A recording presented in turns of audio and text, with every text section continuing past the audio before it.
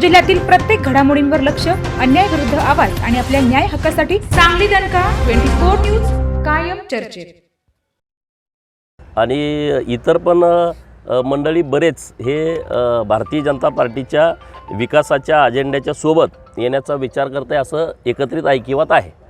महायुतीचा उमेदवार विजयी होईल असं वाटतं का?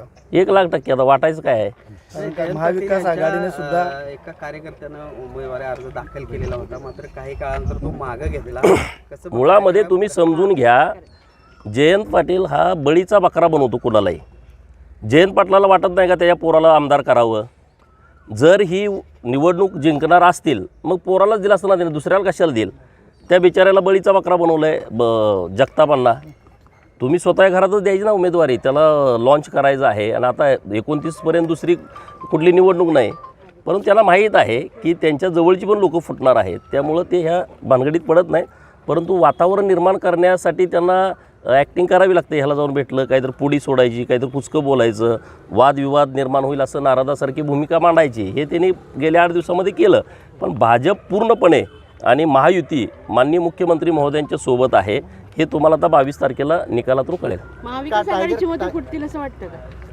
तुम्हाला काय वाटतंय? कालचं प्रकरण पाहता तुम्हाला सगळ्यांना माहीत आहे काय काय होते. खासदाराचं कालचं प्रकरण पाहता त्याचा परिणाम त्याच्यावर होईल का असं वाटतं का आपल्या निवडणुकीत? मुळामध्ये ठाकरे साहेबांचं एक मतदान सांगलीमध्ये आहे, एक मतदान आपल्या साताऱ्यामध्ये आहे.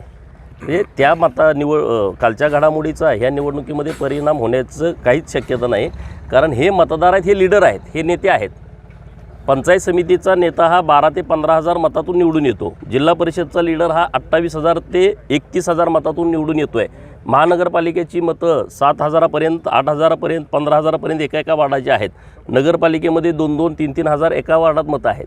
हे लीडर लोक आहेत. सामान्य मतदारांची निवडणूक वेगळी, हे नेते मंडळी सगळे आहेत आणि ह्यांची निवडणूक आहे. त्यामुळे हे सगळे विचाराला बांधील आहेत, पार्टीशी बांधील आहेत आणि विकासाच्या अजेंड्यावरती हे मतदारसंघातही काम करत आहेत. त्यामुळे इकडं असं काय परिणाम होण्याची यतकिंचितही शक्यता नाही. त्यानंतर महाराष्ट्रातली राष्ट्रवादी शरद पवार पक्ष पार्टीची सुद्धा हालचाली सुरू झालेल्या आहेत.